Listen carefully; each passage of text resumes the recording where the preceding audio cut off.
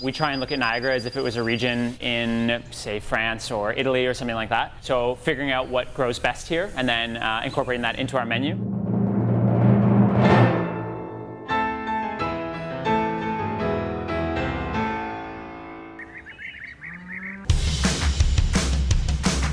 We'll definitely do a lot of curing. We'll hang a lot of stuff down in the cellar, and then a lot of the fresher cuts or the more primal cuts, we'll just slow cook, dry age.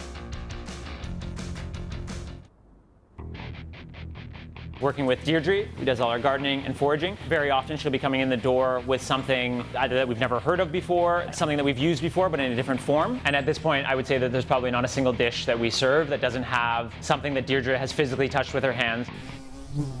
We work with a lot of farmers who don't sell to any other restaurants. Like, the big advantage of working with a lot of these people is that they know so much more about produce, ripeness, seasonality, quality, picking times than any chef does. And so we do everything we can to not dictate anything to them.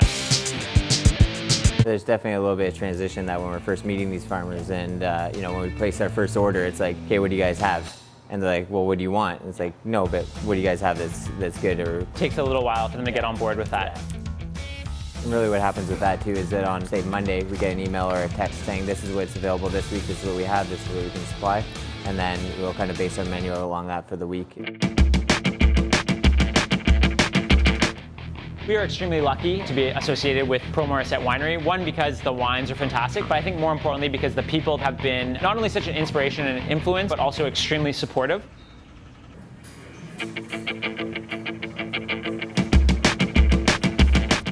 We're gifted in the fact that we're not in the middle of a major city, so I don't need to think about what the neighbors are doing. And instead we focused on trying to do something that we were really excited about, that was going to make people that came here really excited and would make people feel like it was worth the effort to drive outside of the city.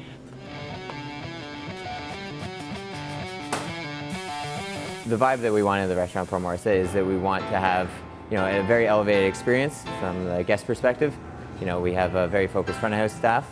And then we also have kitchen staff that is running the food at any time. So you kind of lose that stuffiness when, you know, you have Daniel, myself, or any of the other cooks kind of running out a bit sweaty, a bit nervous, and dropping on your plates and explaining, you know, very excitedly about the dish. It's pretty exciting.